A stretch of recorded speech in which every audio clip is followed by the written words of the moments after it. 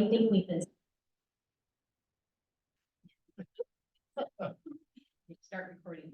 I think it would just be good for us to kind of just stand up for a moment, just to kind of let our blood flow. It's also, I am an HR officer, but I've been trained to be an educator. And so I think just movement is really important to our well-being. And so I got my some carry over there twisting and things like that. So I want you to also take care of yourself in the way that you need to, so that you can be present for our experience today. So we have a slideshow, a little team builder. It's a 1-sentence story. So you're going to sell your life in 1 sentence. And I've also created a slide afterwards where I put all of our names in alphabetical order by first. And I thank the directory for providing information, also our applications, because there's some folks that I had to do a little sleuthing to find their pictures. So I was able to get everyone's pictures there and put it in alphabetical order. And so we'll have maybe about 1 minute and 30 seconds to reflect on your life and think about 1 sentence that represents your life on a small strip of paper, which could be paper in front of you, how you want to write that. So the example that we have, and we borrowed this from our friends in Equity Access and Engagement. This is the team over the OSP team. So Northern Jersey girl turned California dweller on a quest to master digital marketing, read all the Kurt Vonnegut books, and tried every possible flavor of bubble tea. So this is an example that someone had. And so you can do it however you want. Who you are. You can share the professional, you can share the personal. I think we're going to be spending a lot of time together, and I think it's important to make those connections and kind of find out what people are interested in, because as we're maybe going to get a snack or going to pick up lunch or something like that, when we have a conversation that could be outside of our event. So it's interesting to learn those pieces. So we won't ask any questions. That was part of the OSP presentation, but we'll go ahead and have a seat now that our brain has had some chance to adjust. And we'll spend about the next minute, 30 seconds writing a piece, and when you're ready to go, look up and get started, and leave that up, and then we'll go to the next slide. And we'll be collecting this for a different reason for the next part. That's about to start right Yeah, now. you could use it if you want to, but I will be collecting this. We have more. Oh, we have more. So we can bring Use it, okay. Because we'll be doing a one word bargaining.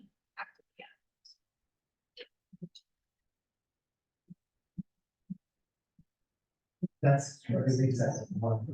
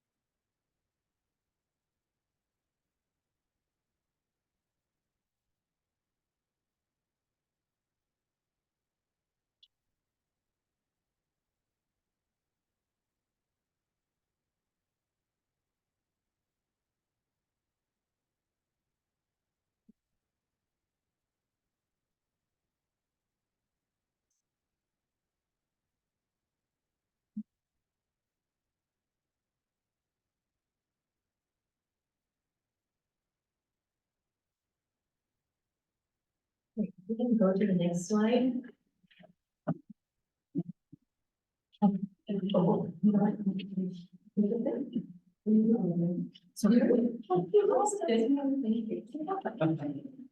Okay, so, I have a picture of all of us, and I'm gonna kick us off, and then we'll start with Alejandra, and then just work our way around.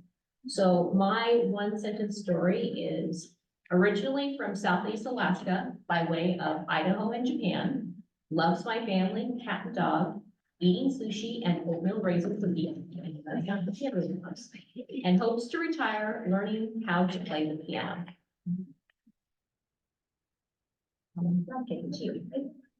So, I'm gonna mention the planners, we just kind of build it in the flow. So, Southern California mom, originally from Anaheim. Yes, 2 minutes away from Disneyland. Enjoys for 2 girls. I can be flexible, fun, boring, according to my daughters. Multitasker, I enjoy reading, and I am bilingual, which I embrace.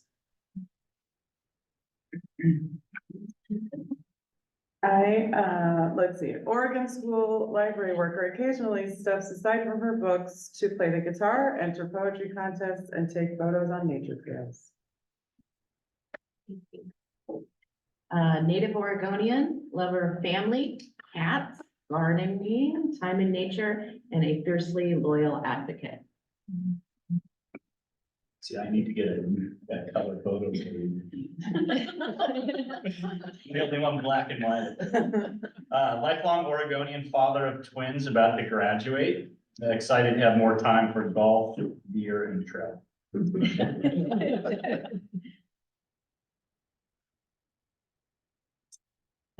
Shoals farm girl who loved to drive, thought I'd drive truck, ended up on a school bus. All these years later, still love to drive. All right, I am an Irish American dual citizen, mom of 1, a part-time college student, and a Liberty High School marching band superfan.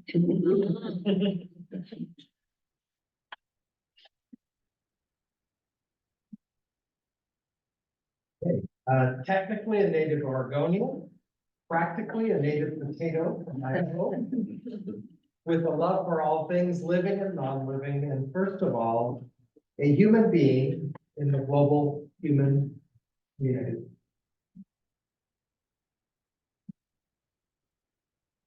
Erica is our alternate board member, and she's not listed in it. It was contact. Or we can come back to you if you want. I will make it up. Yeah. You're on the fly. Right. Winging it. Salem and Seattle girl. What was the phone Salem and Seattle girl, living in Hillsborough now. I love HR and being creative. The end. Thank you. A homegrown Oregonian who is fiercely independent, looking for her next wild adventure. I'm a 6th generation Californian turned grateful Pacific Northwest resident, lover of all things cozy, hot drinks, beds, books, knitting, but will leave the house for food.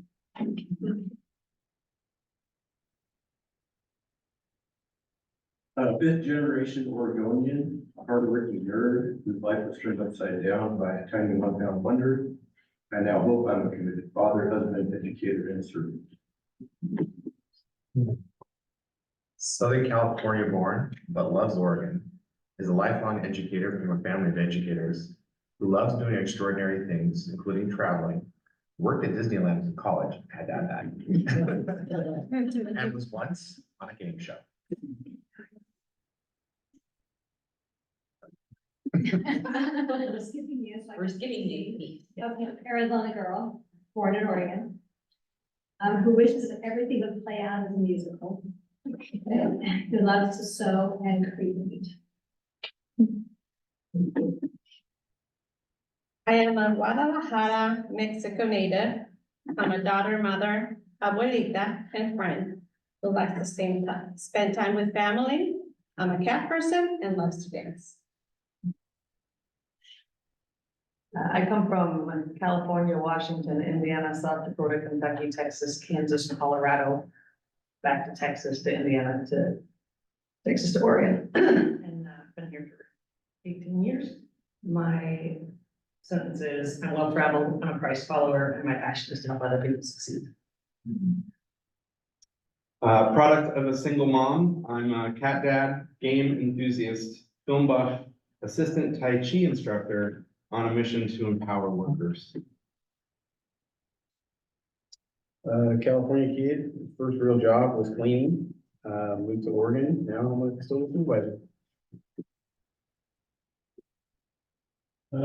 Michigan boy, I started college in Michigan, moved to Oregon 7 years ago with my wife, and,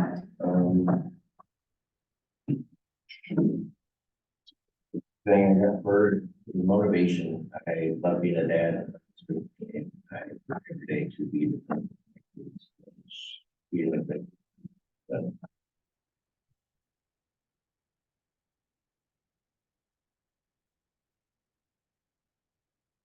Daughter of immigrant parents who was deciding to break through traditional Latino gender stereotypes and found her breakthrough being pushed out of her comfort zone.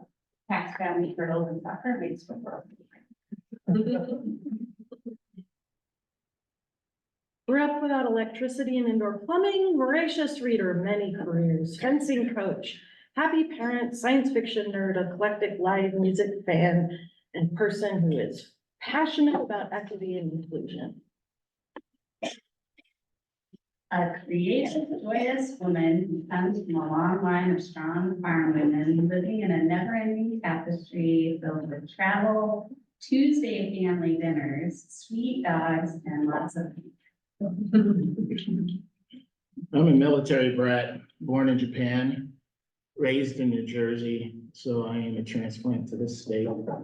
I enjoy working and supporting special need clients. I often love to explore life through the lens of empathy and compassion.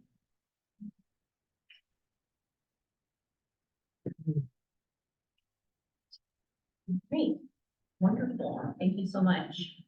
We're gonna pivot to our next team builder, and what I'd like us to do this last time with our colleagues in HCU is thinking about your hope or your focus and putting it in one word that you could think about, and we'll make a word cloud that will display on our webpage. Our license partners, and it's whatever the word is that means has meaning to you. And if you could, you need another note card, and you get one, or you can recycle and backside too, because there's a front and back. So if you could just take a moment and write your word down, and then just share those out, we look around and share those out again. And this time, we'll start with her. Go this way, right? This way.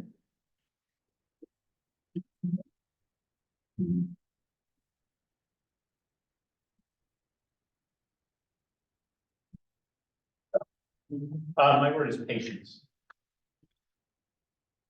Mine is sustainable. Collaborative.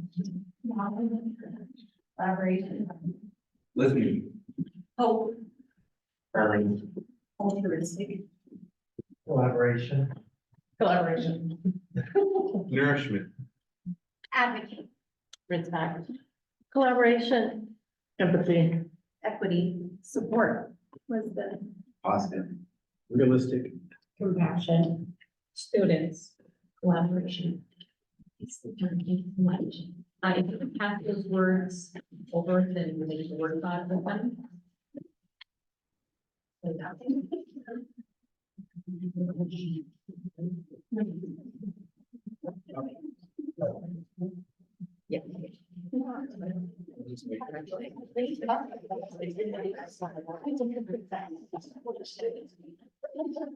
You want? Yeah, I do. That's good, John. I'll make the word cloud.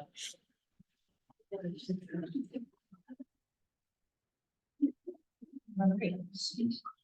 So, we're next in. And so we are, Michelle is gonna talk a little bit about, our salary study information. Just so you know, historically what we've done, in regards to our salary study and what we would like to present, moving forward. Yeah, Mr. Connor. So 2 bargains ago, as we close, we have an agreement with, leadership from the HCU that we would do a collaborative wage and benefit study. Because they felt pretty strongly like we are competitive compared to other districts. And we're just like, well, let's dig in and do this work together. And so prior to the last bargain, we did spend that time with leadership. We had HSD rep and an HCU rep work together. After some group time, the group time was all about picking the comparative districts, really getting like granular about what it is that we're going to look at. What we do as teams as far as, okay, job descriptions from this district and this district don't exactly match ours, how are we going to dig into that? And so there's a lot of like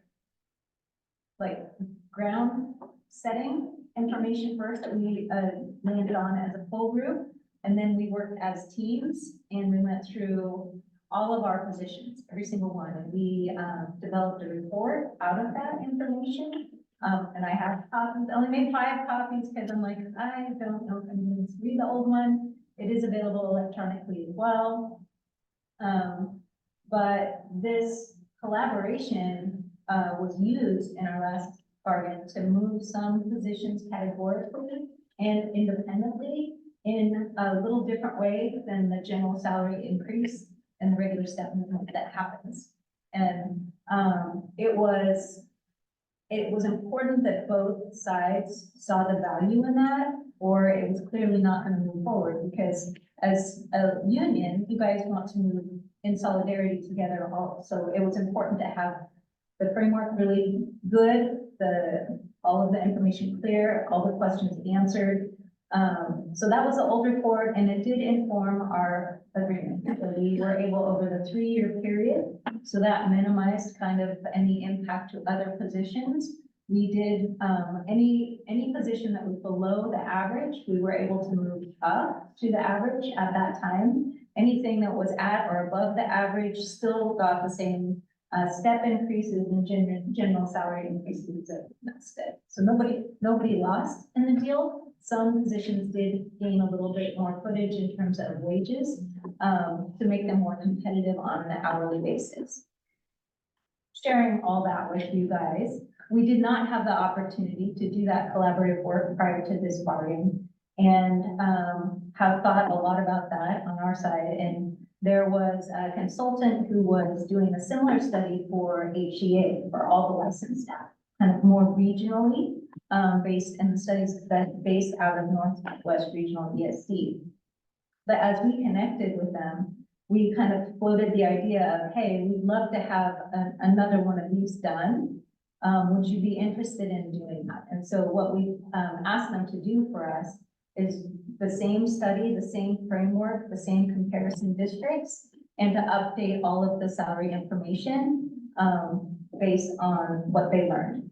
And so that's their task, and they're going to bring that back to us prior to spring break, maybe a draft. I don't know if we'll have a final report then at that time. And they have offered to come present on it if we, as a collective, decide that that's something we want to make time for. So I just wanted to bring it back here so that you guys understood too, that it's important to us to be competitive for recruitment and retention of staff. We want people to come here. We want them to stay for a long time.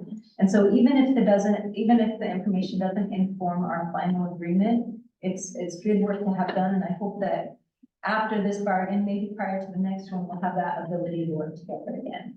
But in the meantime, we do have an independent third party who's updating this information for us. Any questions about that? The report, you guys are welcome to take copies, and I can make it available electronically as well. Not so much to see the rates anymore because they're outdated, but more the things that we looked at and the things we compared. Because it did extend to benefits and paid time off. What timeframe is your company looking at for those?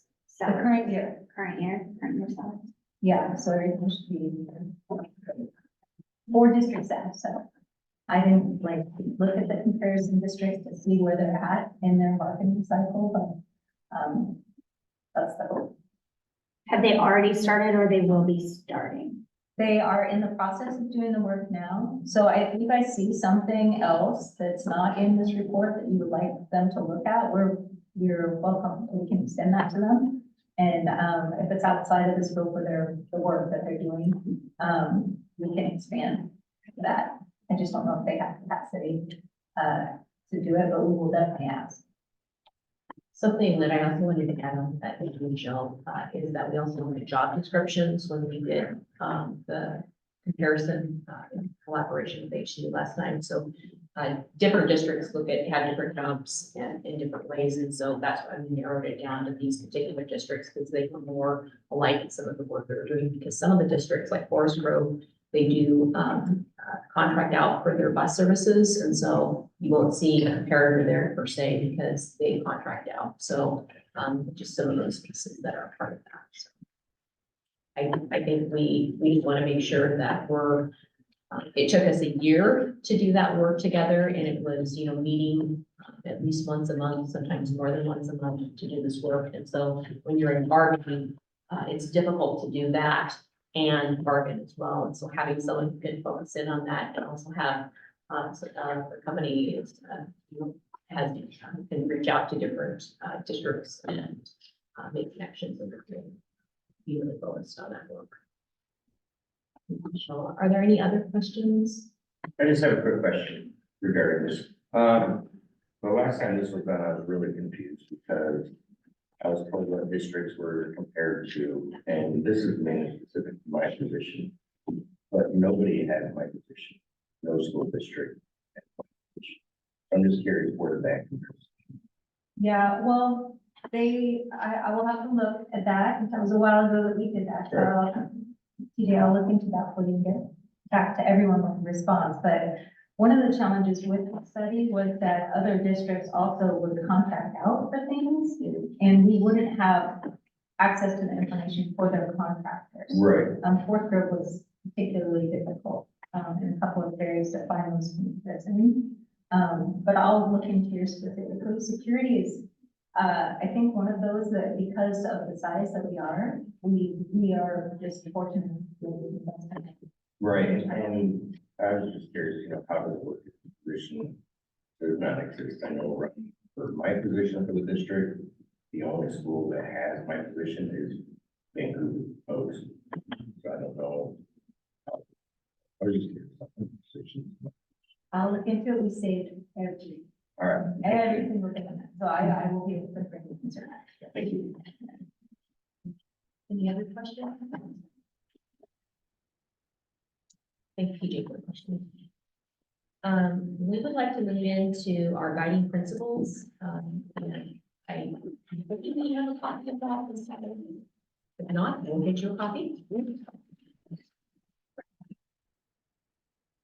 This is something we've also shared with Nathaniel and Bethany.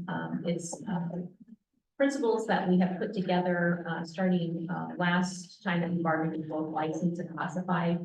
And this is in collaboration with our school board. And so the Oregon School Board Association also has some information that we use for our guiding principles that what I call kind of a bedrock of what we started with, and then we added things that related to our district. And so we really value our relationship with our union partners. I always like to say, we believe the one thing is we're the biggest little district in Oregon, because even though we're the fourth largest district, it feels as though you could reach out to anyone and connect and ask questions and hopefully get the support that you need. And so that care, I think, is really what I would call one of the big rocks of what we believe in. And so these are things that we really want to focus on in terms of our themes and objectives. And so at the top, we have what we call 10 stars of what we're focusing on in terms of our student and staff safety, support and wellness and well-being. We also feel it's important to be fiscally responsible as a public entity, to make sure that we're creating a sustainable negotiation that we can bring forth and not have to cut back. And we've all lived through times here in Oregon where we've had to have cuts and how that has impacted some of the hopes that we had when we completed bargaining and having to make adjustments. And so we're hoping that whatever we do, we can play that through for the next 3 years of the contract. We want to make sure that we're following the law and restrictions on different funding types, and maintain and foster good relationships, meet those instructional minutes that we are required to, and center those decisions on equity and equitable practices. And you can see here, we have our equity policy and our strategic plan that drives what we're doing. And we want to make sure that we're doing factual data-driven decision-making. And that we are also thinking about the retention and growth, not only of our staff, student families, because we, having been in the district for the last 20 years, we have started declining enrollment. And so that decline of enrollment has an impact also on our budget. And so we have to be mindful of what that looks like moving forward. We've had larger 12th grade senior classes graduating and smaller classes of kindergartners entering. And so as that continues through their 13 years of schooling, or 14 if they're part of our pre-K programs and so forth, it can look different as time progresses. And you can see that through the October enrollment update that I always share with the board every year after we complete our October enrollment. In terms of the section below, we have the support of the district's long-term vision, improved learning outcomes, being financially responsible, and ensuring quality communication. And I think all of these things are in service, to prepare our students for their future, because they're why we're here. We're all here because we care about kids and we're focused on that. But we also know that our staff are very important to this work as well. We can't do the work in service to our students without our staff and hearts and the energy they bring to work every day. And so I think one of the things in the second section around improved learning conditions is that we want to eliminate those institutional barriers for our students and create access points. And we want to make sure that our practices foster excellence in teaching and learning to create systems that support student success. And we've also, like in the time that I've been here, really grown our programs for CTE, online learning, bilingual programs. We had a presentation recently about adopting new curriculum that is in service to our students who want to pursue becoming a pilot or go into, becoming a mechanic. And just all of those exciting things and opportunities. And all of that is an investment based on what we have as, there's like one cookie and we're, parceling it out based on the funding that we get through the state. And I think just in continuing to improve those instructional support programs, and that we're wanting to recruit and retain high quality staff. I heard a lot of you talk about how long you've been in the district, how long you've served in the district in various roles. And that's really important because you bring different lenses to the table because of those experiences. And that's going to better serve our conversations that we have together. And I think that partnership to ensure student and staff safety is really important. I'd like to give Michelle a chance to share anything about the financial components. She's our financial officer. Thanks, Donna. Just a little bit here about what we do in our regular budget development cycle. And during bargaining, I will be bringing updates to you guys as well throughout the spring, because we're planning for next year. Our budget is really only set for a 1-year period at a time, and we adopt it in the spring. I share everything. I'm really open about revenue, what I'm expecting to see come in, what I expect our costs to be going out. And when we get into our financial pieces of the conversation here, I'll be sharing with you what those things cost. You'll see the impact to the staff member, but I want to make sure that there's a good understanding of the cost and the trade-offs that might not have to happen to make those things happen. Our budget does contain some contingency in there. I don't know if you guys are aware, but our funding isn't always very stable. So we try to plan to be flexible as we do our budget. We share that as well. And we always anchor back to what is one-time funding versus something that is sustainable over a longer period of time. Because we want that to align with the way that we're spending our dollars. So those are some things to keep in mind in terms of the financial position. And our final part has to do with quality communication. We want to ensure that it's open, accurate, responsive, and respectful. I think I have always believed that even when we're having times when things are good, that's wonderful, but it's also when we have challenges and we can lean into those spaces and have those conversations and work through the things that we need to. Because sometimes, it can be hard. I'm going to be just honest, but it's through that relationship that we're able to work through those things and lean into that space and ask questions. And so I really want that to be an anchor to what we do in terms of supporting collaborative and productive relationships through effective communication and making sure that we're having clear, plain language backed by factual data, solid evidence, and kind of sources to ensure effectiveness. And that's our whole side. And we also have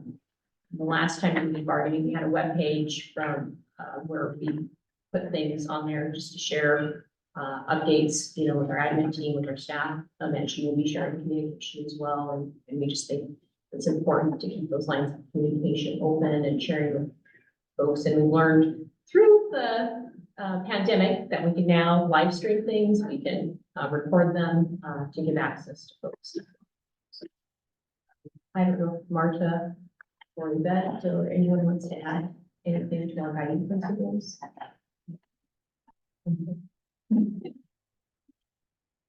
Any questions here?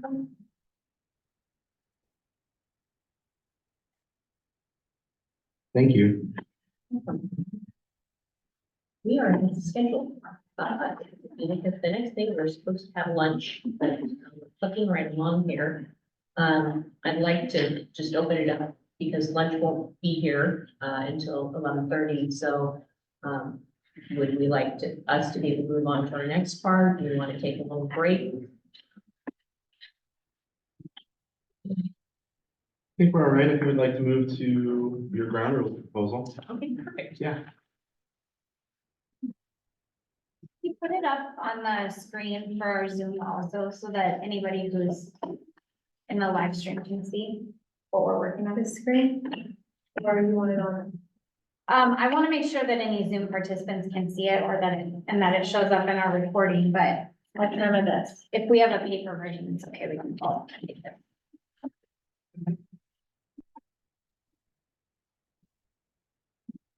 Thank you for leaving us. Yeah, thank you, Kim.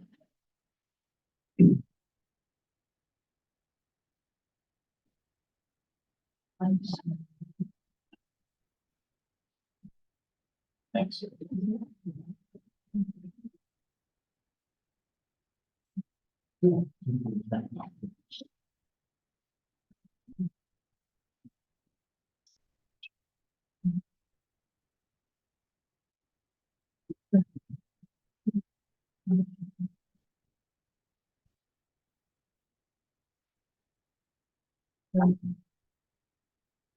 I'm trying to read the room because I've done a lot of talking. And I feel like I just like to give you a chance to kind of do it on your own and come together as can maybe put up. It's a front end. And this is something we also shared with Nathaniel, and Bethany. Just as a starting point.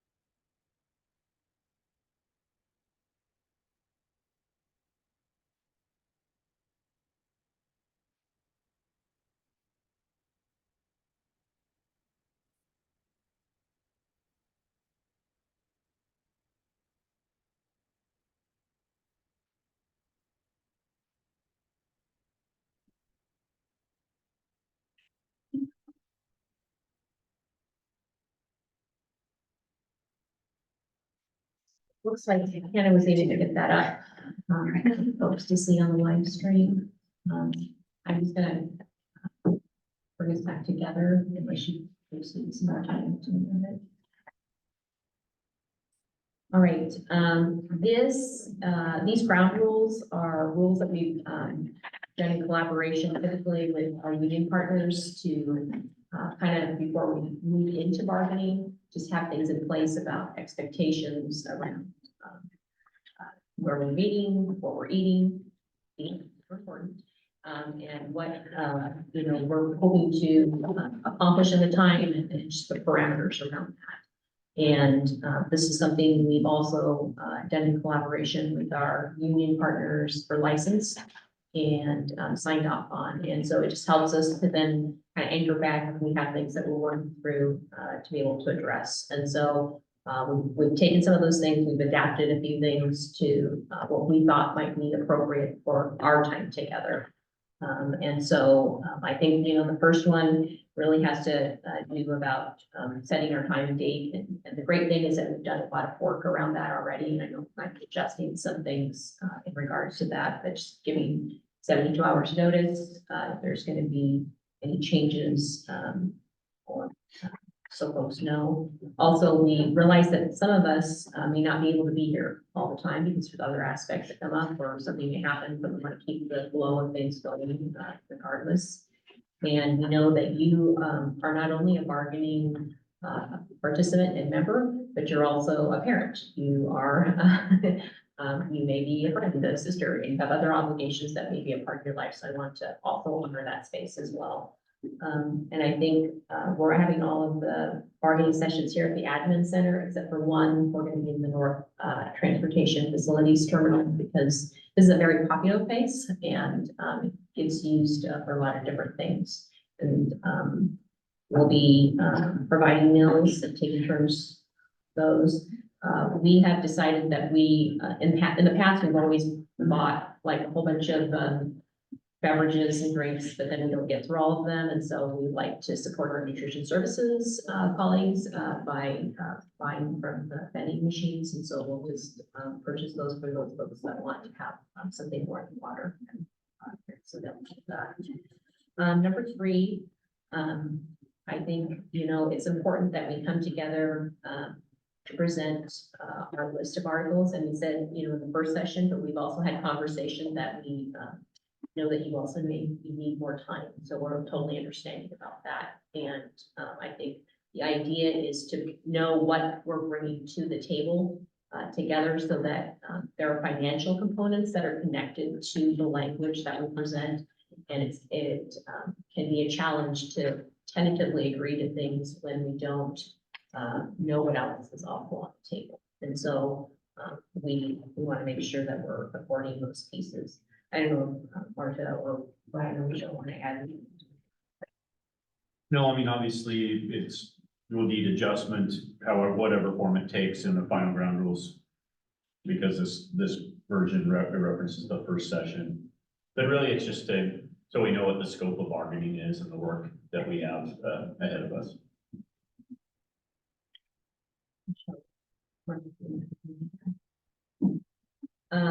The next one is really fun because it's colored copies. And so you'll get to pick your color, we'll get to pick our color. And typically when we present articles, we'll have those exchanges. And then sometimes we will be exchanging within the day. And so we'll put the timestamp on there as well. So we'll know when the article is exchanged and the new language and so forth. And then we like to set an agenda at the end of every time so we know what we need to work on. Because between sessions, you'll be working and we'll be working in planning to complete things that we need to agree upon. We also provide those electronic copies as well. And we'll have the tentative agreements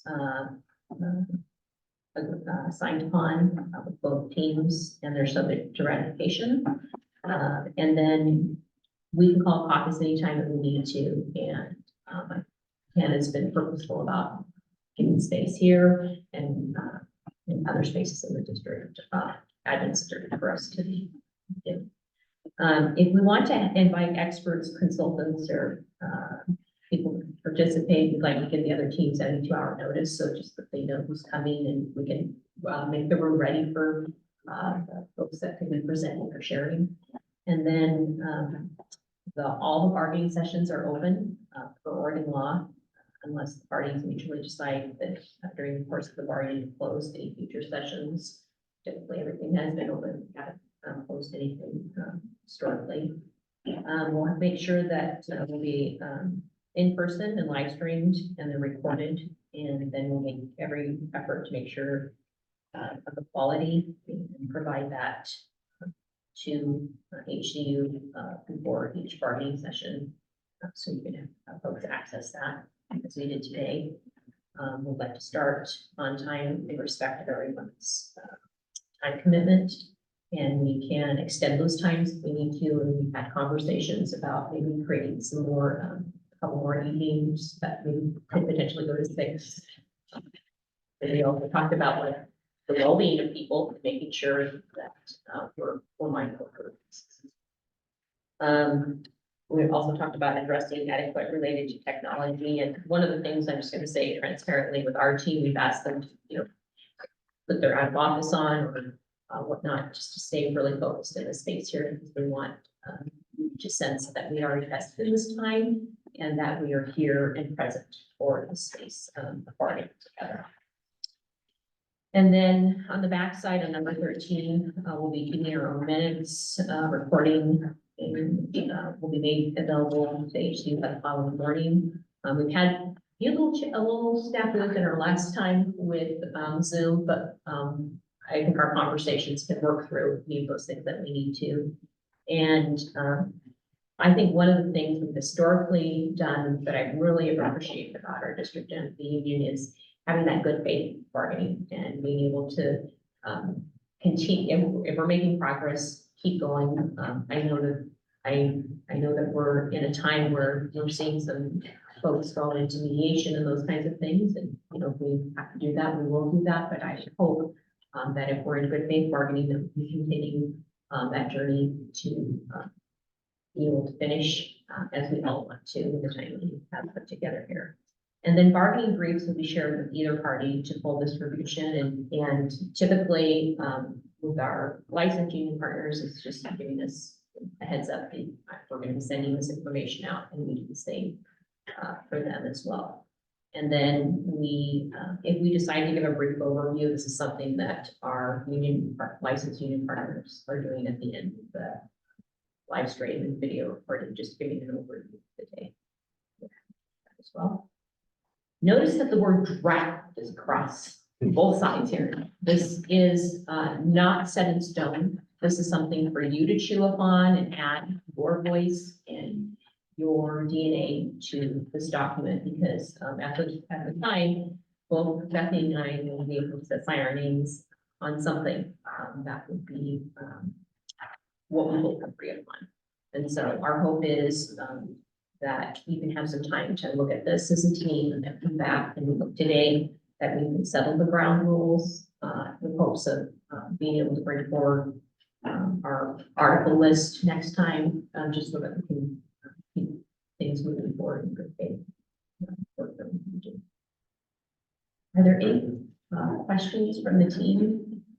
I do have a few questions, and I certainly want to open it up to the rest of the team too. In number 3, want to be sure about your intention here. And Brian, you already mentioned that obviously we'd have to change the language to second session, because this is the first session.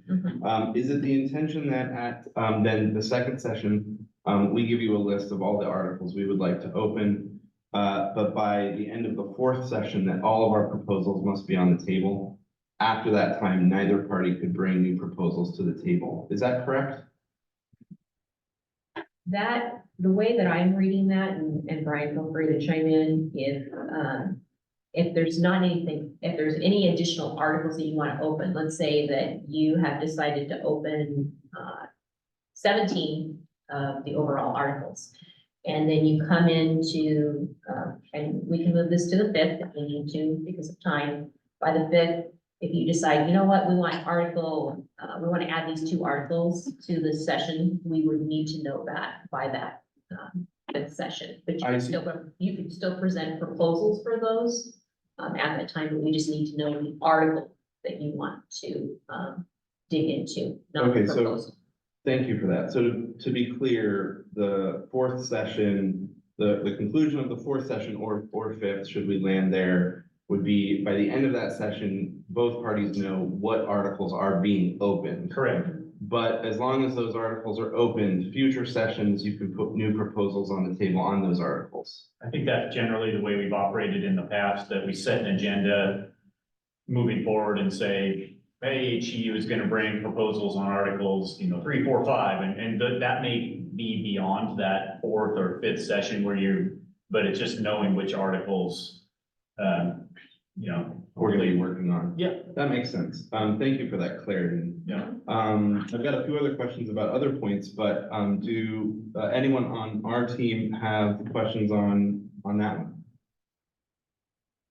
Okay. Is in number 8, is the 72-hour notice, is it your intention just to be able to provide space for any guests? Yeah, I think it also helps you to know who might be coming, so, we don't have anyone on either side that I heard or noticed that is for nutrition services. So if there was something that needed to be brought forward regarding you wanting to bring some nutrition services staff forward, we'd like to know that, and then we would want to also be able to bring, our executive director, or supervisors potentially forward if there is something that we want to bring that's related to that particular article. So that's just an example that I'm thinking of. I don't know that there's anything magic about 72 hours. I mean, I just think it's a notion of having some forewarning of what, and some of that will happen through the agenda setting anyways at the prior session, but then if that changes in between. So again, I don't know that 72 hours is the magic time frame. It's just, giving each party some advance notice of what to expect. That's helpful. Do you have a question on that one? Yeah, just for the sake of clarity, so if you were to say 72 hours notice, I'm gonna bring Nate in to discuss nutrition services. That's our opportunity to also bring in an additional guest, and do we need to adhere to that time frame if we say want to bring somebody, a cook? To speak to? Yeah, I would say it could be either, that to me makes sense if you want to bring someone, to be a part of that process, because you want them to hear what's being said, or you, in response to what we're presenting as a proposal, you're like, okay, I would like to have some nutrition services staff here to also talk about what we're presenting. And obviously, this is just if it's somebody who's gonna be active in the bargaining session, you don't have to give any notice if you just wanted to have, if you heard that we were bringing something about food service and you wanted to encourage food service staff to show up and listen, you don't obviously have to give us any notice of that. It's only if people are being participatory in the session. And again, I don't know that 72 hours is the magic number on those things. I think it's just good to know if we're gonna have guest speakers or guest participants ahead of the meeting. Yeah, like today, we didn't set out any chairs, because it was our first time, but we would probably want to set out some chairs for folks, so they are like, where do I go, what do I do? I mean, of course, we all step in, and help folks. That's the welcoming part of me. Yes.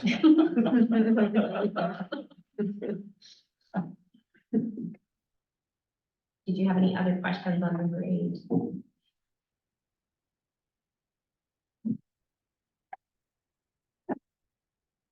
On number 9, I'm just unaware, and I'm not an attorney myself, of the reference to Oregon law.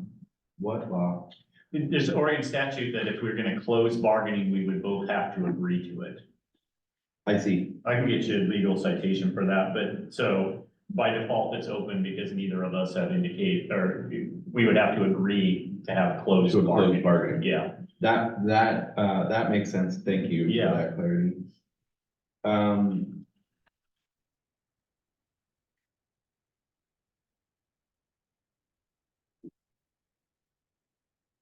number 10, what virtual platform are we talking about using? We're using Zoom right We're now. using Zoom? Yeah, to live stream and record. And are we doing so as a meeting or is it a webinar? And the difference would be that in a meeting, we might be able to see observers showing up, whereas in a webinar, I believe we can't. I think that's true. I can see participants. You can see participants, and I'm assuming we would have the ability to display that as well if we so chose. If you wanted somebody to participate in the meeting, Or just to be able to see observers. they don't have camera access, they're just viewing on their devices. So there wouldn't be anything to show except for the list of their names. Okay.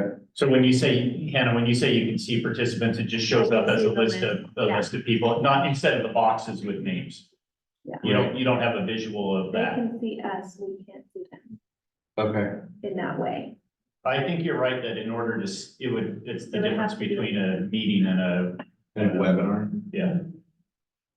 Yeah, Okay. we just, when we had the virtual meeting, because of the inclement weather for license bargaining, we were on Zoom meeting and we could see who was in the panel, but we couldn't see anyone's face, but just their names and Yeah. who's watching. What we've also done in the past too, if I recollect, is that you could have a computer roll in to see who's online or whatnot. And I think Hannah's doing it for the live streaming purposes, so that people can see our room right now. Yeah, absolutely. And certainly we have an interest in ensuring that our members can see this. But also, I think we have an interest in allowing our members to observe in a way where they are also seen and feel seen. So we'll have a discussion about that. Thank you. Can additional panelists, do they have to be present physically, or can we have full panelists if we wanted to? We need to have them, if they need, then we would go ahead and just bring them in. I think if somebody was presenting or, Yeah. yeah, I think Yeah. I can do that.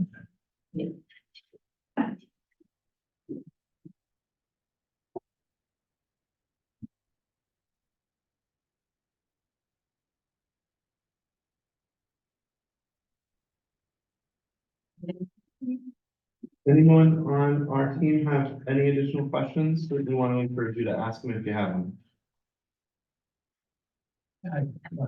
On number one, for partial absence of any team member shall not hinder the progress of bargaining. Let's say we're coming up to a previously 3 months out, and half of our team or half of your team, it's looking not very promising. It seems to me that there might be a critical mass required on the part of both teams to make it effective Yeah. and worthwhile, one or two.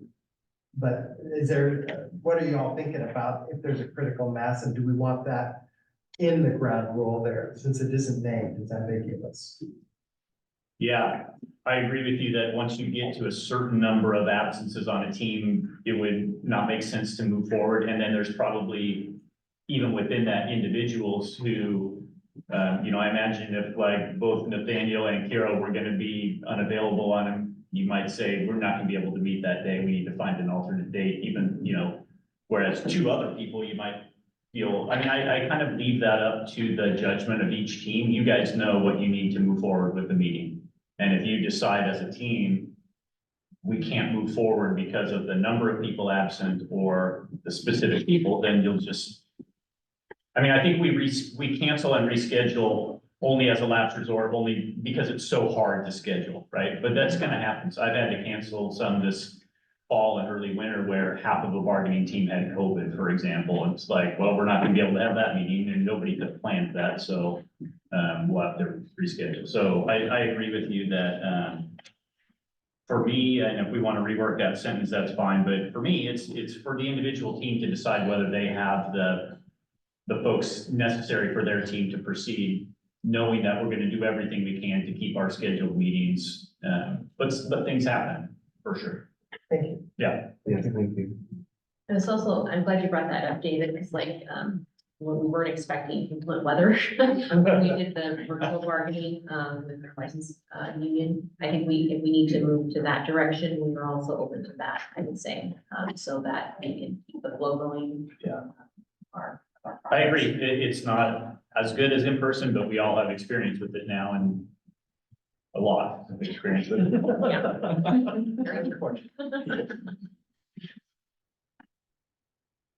Any other questions, team? I would ask on number 10, with the live link, being made the day before, is there any logistics with that, that can't be given, sooner? Okay.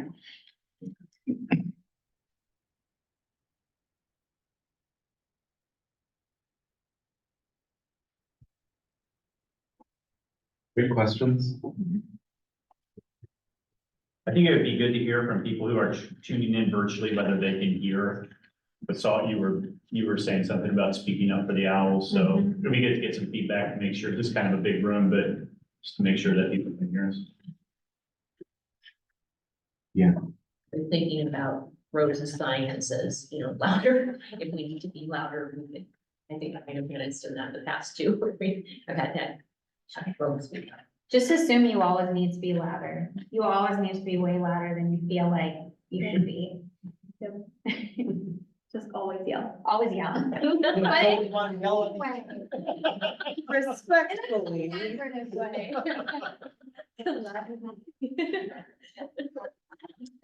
I did get feedback from one participant that said, yes, loud and clear.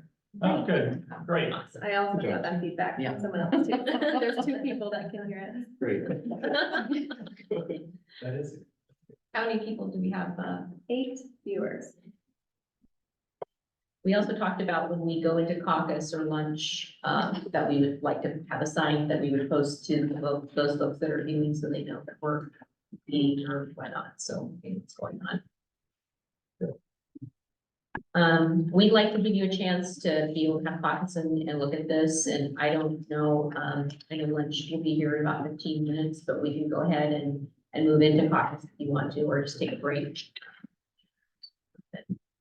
Break and caucus makes some sense, yeah. Are we planning to have lunch together or separately in our? I think we had planned to have lunch together, but we need to adjust that a little bit and can, very flexible. If you want to caucus on ground rules while you have lunch, that's. I think a little bit more time for our team, that might be helpful in the shared interest of settling ground rules today, yeah. Why don't we go ahead and go into break, and then, lunch will be delivered in this space here, and can we go back to 213? That's our space office. So why don't we go ahead, take a little break, and then we'll come back to get lunch or whatnot, if you guys get start a conversation.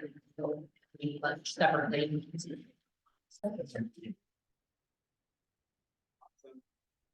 Thank you and welcome back. First, thank you so much for your patience. We really appreciate it. There was a lot for us to work on. We have mostly a new team, and we're also really working very hard to kind of reshape our relationship with our members, include more members in this process. And so I really need to thank you for your patience because it was necessary. So thank you. Also, thank you for lunch. That was great. So I'm going to walk through our counter proposal on ground rules. At some point, Kira might interrupt me and chime in. Certainly, I'll give some space for her to do so.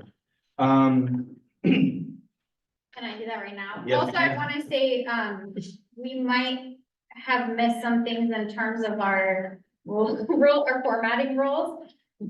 So we apologize for that. We're gonna try and call out anything that was changed. It's worth saying that we started preparing this before today using previous HCU ground rules and your HEA ground rules from this year. And then we got your proposal today. And so we do apologize for any confusion as we kind of melded what was 3 documents and our new ideas as well.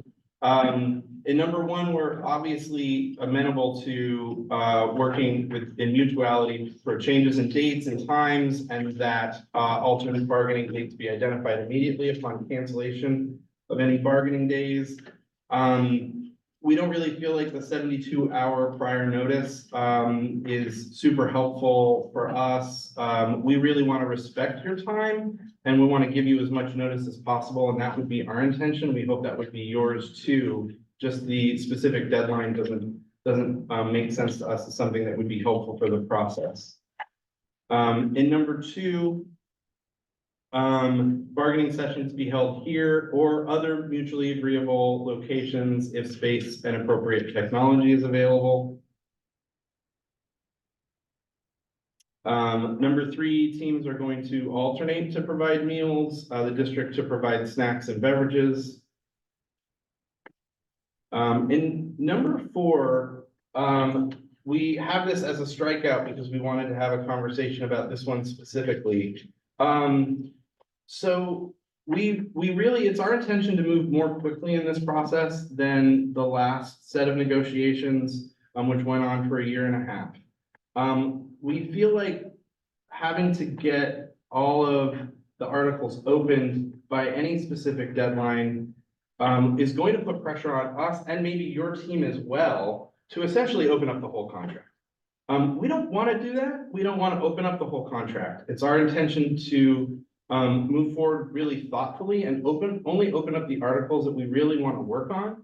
And we do think that it's possible that we open up an article, not super late in the game, but a little later because of member interest. We also understand that some of those things may have a financial impact, that it might have an impact on other parts of the contract that we're negotiating. So we do understand that interest of yours as well. We would rather not have any deadline. We feel like if both teams are pressured to open up articles, we're just going to open up more articles and this process could go on longer. Having said that, if your team really feels like you want a deadline at which you will know what articles are open by, we would be amenable to discussing that, and we would be amenable to the contract expiration time. And when you say, can I ask a clarifying question? Thank you for sharing that thinking behind the strikeout. It would be June 30th, 2024. That would be the cutoff. Correct. Right. Correct. And we would be amenable to that. We would prefer no deadline at all. We think that's probably easier for both parties so that we don't go opening articles that are unnecessary to open. But if you really require it, we would be amenable to that deadline.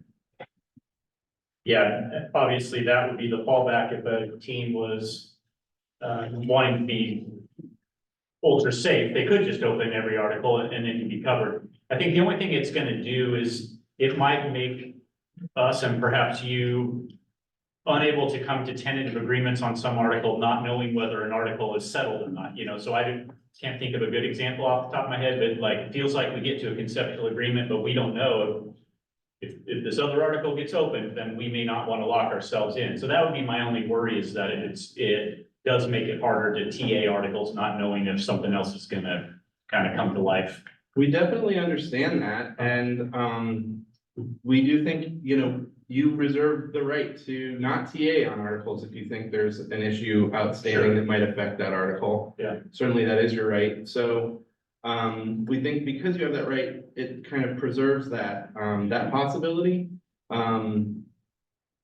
Yeah, and that is understandable. Mm-hmm. Okay, we'll talk about that one. I do want to give you guys a chance to ask questions here if you want before I move on, or I can keep moving. I don't have any other than I just want clarification on the. Okay. In 5, absolutely, we're happy with colored paper. We would like a light blue. Well, I don't know. No, We didn't agree on that. didn't agree on that, no. No, we're fine with color-coded paper, and electronic copies obviously being provided to both teams. Okay. We did want to talk about the logistics of that, and I kind of caught Hannah during our caucus to ask about that. We're happy to provide those for things that we're able to plan ahead for, but as we're exchanging proposals, when we're here at the admin center, we want to make sure Hannah would be the one who would be providing that and providing the paper for that. Yeah, I double checked with Kelsey to see how she handles that with license too, and she does do the admin work for that, so I think we can do that. That's perfect. Moving on to 6, thank you, Kira. A draft agenda being created at the end of each session, shared as a Google document. reviewed at the start of the next meeting and amended as needed by mutual agreement. In 7, obviously, both teams initially tentative agreements and all tentative agreements are subject to ratification by both parties. In number 8, either team may call a caucus at any time. A room separate from the negotiation room will be provided to each team for the purpose of caucusing if requested. If either team's caucus will exceed 45 minutes, that team will communicate their time needs and potential need for adjournment. We don't think either team should really be limited to that 45 minutes. Certainly, we had a caucus that went longer today. But we also do really want to respect your time. And so I think within that amount of time, we should be able to know whether or not we have some needs or whether we should adjourn and release you for the day, and vice versa as well. In 9, either team may, with 48 hours advance notice, invite experts, consultants, or extra participants to a session to provide additional information, exceptions by mutual agreement. We moved that to 48 hours, just so that we've got a little bit more leeway there. Ideally, that's still enough time for you to be able to prepare to make guests comfortable. In 10, no changes. All bargaining sessions shall be open as per Oregon law unless the parties mutually decide during the course of bargaining to close any future sessions. Number 11 is somewhat meaty, with a few components. So the bargaining sessions will be open to an in-person audience and live streamed virtually, as well as recorded through a virtual platform for the purpose of open negotiations. Every effort will be made to ensure audio and visual quality. The district will provide the live stream link to HCU 2 work days prior to each upcoming bargaining session. Live stream participants will be added to the Zoom visibly in participant boxes, but will not be allowed to speak or use chat functions unless by mutual agreement. So we want 2 days so that we have enough, 2 work days, so that we have enough time to get that information out to our members if they do choose to observe. And we want to be able to have our members who are observing be seen as observing, both by you and us. We want to know that if we're doing some work to get members involved, that we then see that happen. And we would love to display our members right here on this screen for you to see and for us to look back and see as well. There's some technology here for us to navigate, and we think that we can do that or work with you to do that, and that shouldn't be too much of a problem. I want to pause there if you have any questions on 11.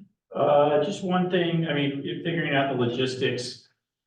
For us, you know, technology brings kind of different factors to consider that we never used. I mean, it used to be bargaining was open and that meant you could come sit in the audience and that was really your only way to observe, right? But if you did that, clearly you either were not on work time or you utilized some form of leave to be there. Now we're in a weird kind of netherworld. You know, we've got people who are tuning in, who are on work time. And that's probably okay if they're just kind of listening in as they do their work. But at the point in time that they're on a camera observing, I think they're not on work time anymore. Like they are at that point needing to use leave or not be on work time. So this idea of, you know, what is their level of observation or participation, I think will bring for us questions about whether they are appropriately on work time or not. So I think we were comfortable with the idea that when it's just a live a webinar, you can listen, just like you can listen to the radio, you can listen and do your job. I just wonder once they're almost like kind of meeting observers at that point, that will cause us to rethink whether or not they can really do that and be doing their job at the same time. Does that summarize what we were talking about on this sheet? Can I chime in on this? Now, Yeah. let's remember also that our staff has 15-minute break in the mornings, 30-minute lunch, and then those that work 7.5 hours or more are entitled to another 15-minute break. Yeah, fair That enough. kind of allows people to, if they choose to chime in the whole day, an hour of some information on what we're doing. Yeah, that's a great point. Thank you. Yeah, thank you, Alex. The radio example is interesting because that came up. Certainly, if someone's able to listen to the radio, they're able to do this. Mhm. It's our intention that that be the case, and probably they would just have, maybe an we would hope, an HCU banner up, because they're working away and they don't need their face to be seen. Really, when we were talking through this piece, the sessions that go later to 6 p.m. are gonna be ones where we might want to have something on the agenda planned for 4:30 to 6 o'clock, and then do some turnout, so folks show up to observe for those, and then many of those people would be off work time. Sure. Also not insurmountable. We've all dealt with these things in meetings for the last several years. We do have people who forget to mute themselves when they're not webinar watchers, they're actual meeting participants, they're in the meeting sense, so then you get like the barking dogs and this and that. But I mean, I'm not raising that as a insurmountable problem, just something I have experienced when you use that platform instead of a live stream. So Yeah, and we'll work with you on this. We think there's a technological fix for turning off the chat on the meeting ahead of time, making participants be force muted and unable to unmute ahead of time. We believe those things can be set in Zoom and in a Zoom meeting and not a Zoom webinar, which would make that available for us to see them. is there other technology pieces that I'm not thinking about?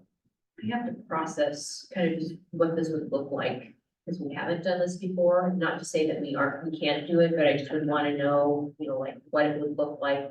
And also because the labor is going to go on to Hannah and then others of what we need to do to make, if we were going to do this, to make it happen successfully. I think that's the piece that we're looking in the direction is they would. I think my only thing of it is that we're not always in this room.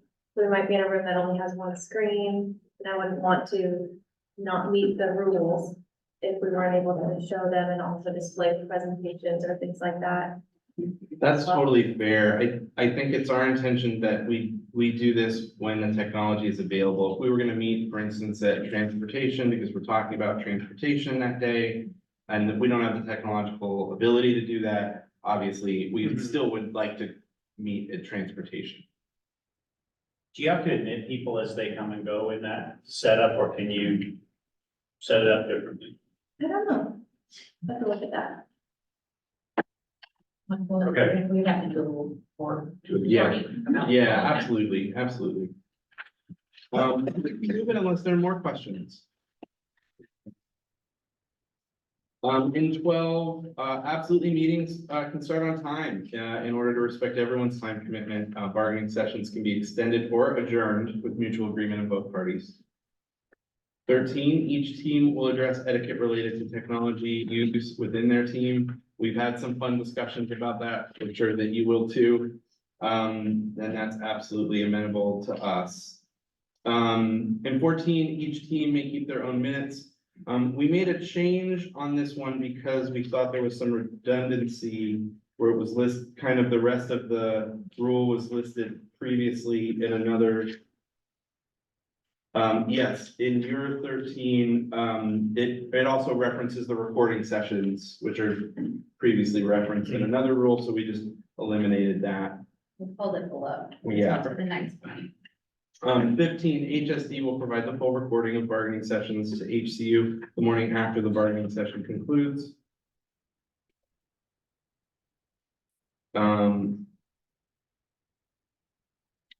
Okay. 16, members of the bargaining team will remain in paid status for time worked in bargaining sessions and preparation sessions up to their regular daily contract hours. HSD will pay the cost of substitutes for HCU bargaining team members. This is an ask we're making of you, the district. We feel that it is in the law under PECPA under HB 2016 that our members be paid for their bargaining time, that they be paid for their preparation time. We're not asking them to be paid more than their regular daily contract hours, even when we might do more work in session.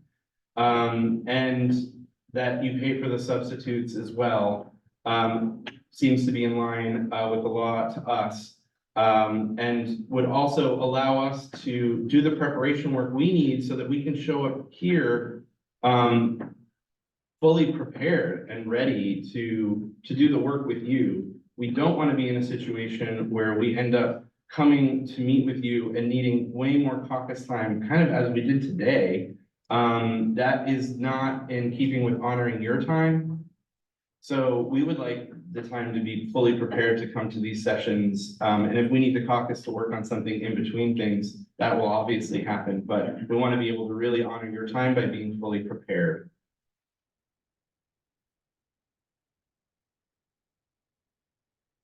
Do you have any questions on that one?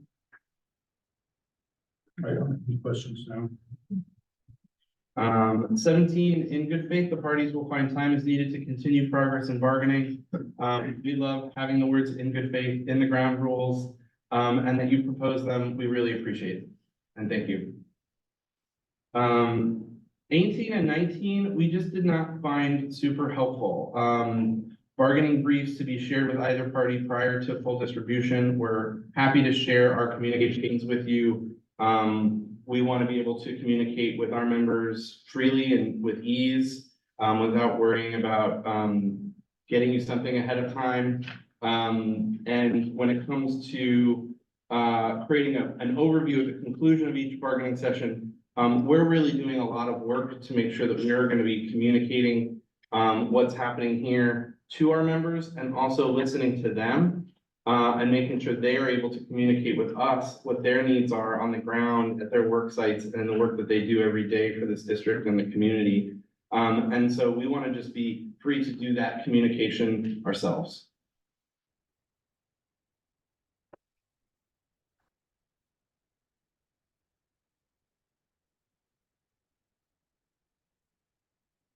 Do you have any questions? I don't either.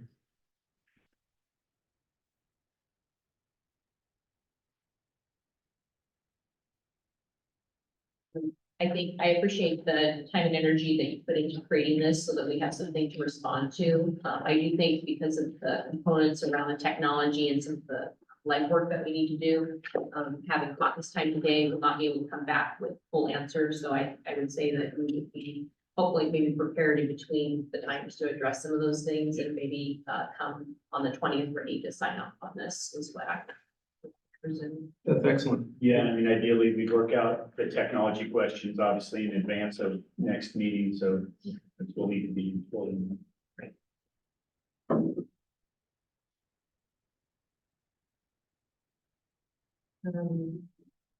I don't have anything else, Marta, or.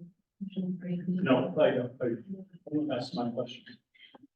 So I think, in terms of housekeeping, we would like to get, an agenda for next time, so we kind of know what we're hoping to bring forward. I don't know if you want to caucus to talk about that, and then we'll come back. I can get scheduled, time to come back around 2:30.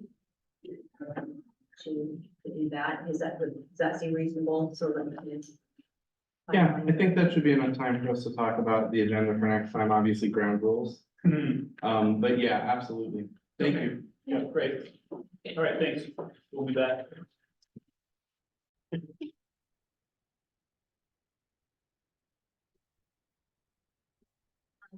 Thanks for giving us some time just to kind of process, and I can say that I think most of the things that are listed here, we can make workable. I think there's a couple of things that we're gonna have to do some separate pieces to kind of follow up on, and also think through some of the things around number 4 and number 11. As those people are tended to what we need to follow. We would like to propose green paper if you want blue paper, so that we can just that decision made today. That's the one. Okay. In green. Michelle, I was really Yeah. trying to get you Sorry. that blue paper. I appreciate it. All right, Are you okay with blue paper? I am okay with blue paper. Blue is my favorite.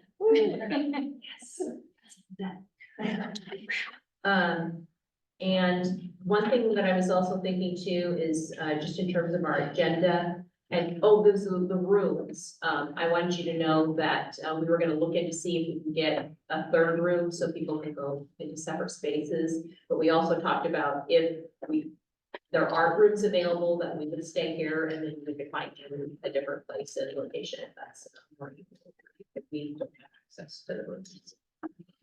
Because a lot of the rooms are in use, but So just wanted to get that heads up.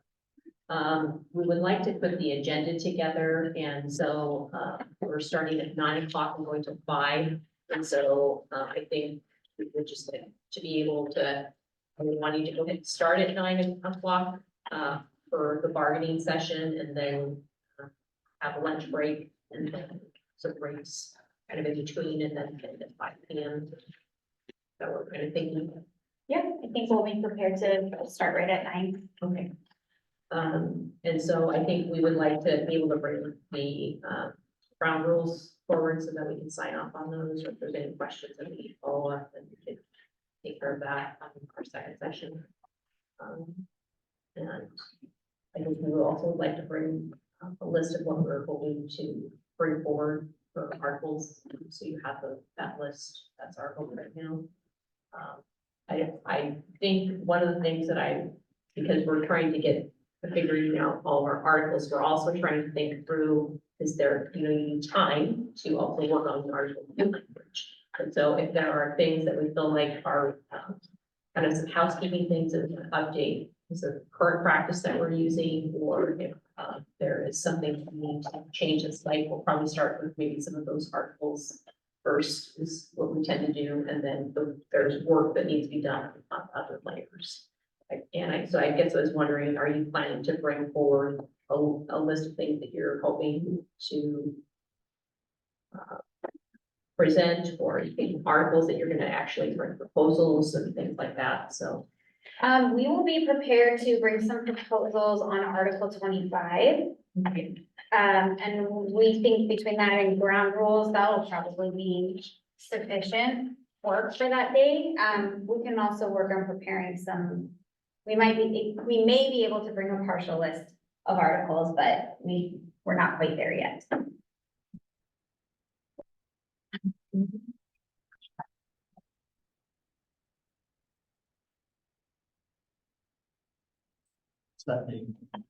It's the 20th. I think we're gonna have a session that comes together. We're here in the office.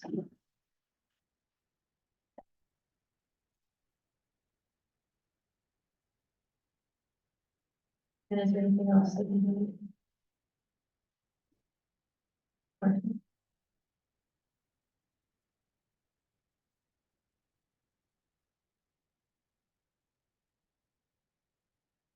I assume that we're on for lunch next time. We'll be providing lunch next time.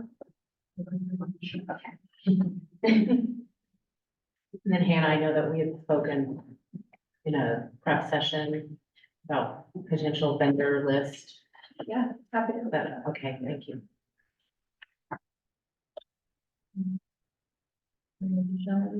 Nope.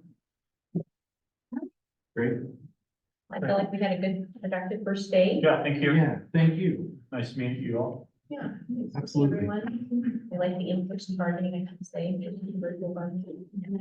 Absolutely. Agreed. I think this room is available until 3 o'clock, is that right? And so we'll go ahead and let you have that space to do that. We probably will do a little housekeeping to get things cleaned up for the resolution. If you want to pass your, did they do their name tag? I'll collect them all. Okay. Hannah, just a side note, I sent you an email about our text messages. Yeah, I haven't had a chance to Okay. answer that. All right. I was talking to Marge too, he's just sent a communication, so we can follow up after this. Okay, sounds good. Thank you. Thank you.